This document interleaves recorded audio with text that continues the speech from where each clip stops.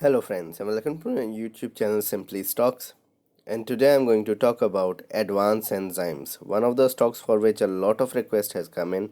So let's understand where advanced enzyme lies and what the company does. So let's get started. First of all, a disclaimer that this is not a stock recommendation, and people taking any position into any share that I talk about should do that with their own due diligence and research. And I'm not in favor or against any company that I talk about.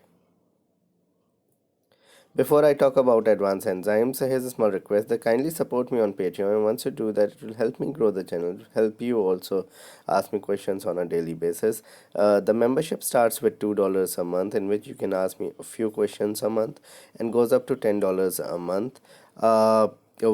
For detailed market or company analysis, you can directly email me with a number of stocks and we can work something out. But once you have a $10 membership, you'll be able to get access to my portfolio, to my watch list, which I'll update every now and then, and also exclusive articles that I put up with respect to any companies or sectors.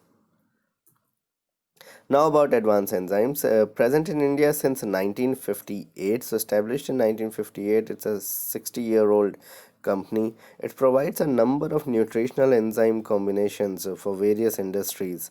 It is into research and development and nutrition, and provides same for human, animal, and food processing. So they provide enzymes and other, you can say, intermediate products for human benefits, for animal benefits, and also for food processing industries, which are in diverse in nature.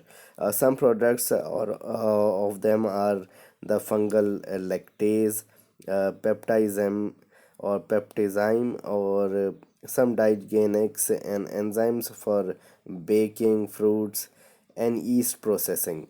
They also export around the globe. So in Europe, US, etc., North America, they do export. It is a market leader in this space and perhaps the only company of such kind listed in the stock market here in India.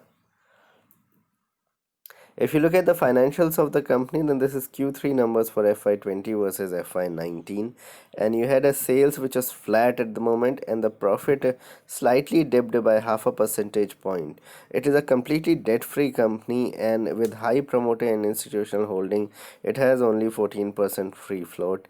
Return on equity is around 18%, and operating profit margin is around 46%. So this operating profit margin of 46% tells you a lot. That tells you that how good the company is doing operationally. That tells you that how they are cutting cost and improving profitability on the EBITDA level, and that really goes down to the profit level as well. With higher taxes, they were not able to produce a lot of profits this time around. There was a slowdown in the global market, and that's why the numbers have been subdued for this quarter. But hopefully once the pandemic ends and things get normalized, this company should come out with very good profit numbers as well, because operationally the company really does well.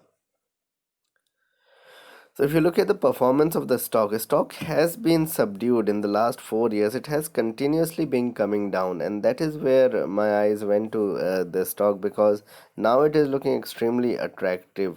It has fallen more than 50% in that February March fall. It has been falling consistently from the 450 level, so it has virtually fallen 70% from those 450 levels and gone all the way to 120 rupees when the lows was hit in March. Has recovered smartly from those levels. So it actually fell below 100 during the Feb March fall of the market, and now it has recovered very smartly to 170 odd levels. The performance and the business as a whole over the years has been reasonably good.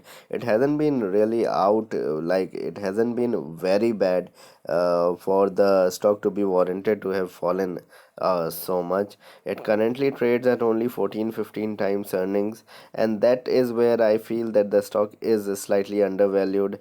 There could be a good 40-50% upside based on the valuations that it is currently trading at. If you look at the technicals of the stock, then strong long-term support lies around the 158 levels, which is the 200 DMA. Extremely important to look at that. The stock doesn't move a lot up and down, so one has to be understood of that, and one has to understand that the stock is not extremely volatile. It moves in a range, and 158 seems like 150 to 158 seems like a very good level where the stock may not fall to. A slightly deeper support is at 110 after that. Close below 155 or so could take the stock all the way to 110. Uh, may have seen the worst of the fall. That is what my opinion is. I think the fall may not take place that much unless the market falls 20-25% from these levels. Then of course these stocks will also go down to 100 levels or so. It cannot be traded on a short term basis. It is not a trading stock. It is not a technical stock where you can trade for a couple of weeks or 1 week or intraday and make good amount of money. This is like an investment bet with the kind of products that they are furnishing, the kind of products that they are making. And I feel that the big up move would come in above 210 levels, so still you have around 20% to go. Yes, around 20-25% more up move, and once a close happens above 210, then you can see a big up move in the stock.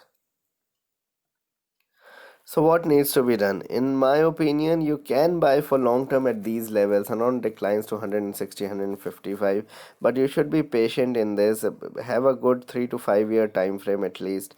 Do not do anything with it. Just look at the numbers and then go by the numbers. And if things really go bad on the business front, then only exit. Otherwise, I feel this can be a good compounder, 18-20% year on year, but could give you over the next 4 5 years.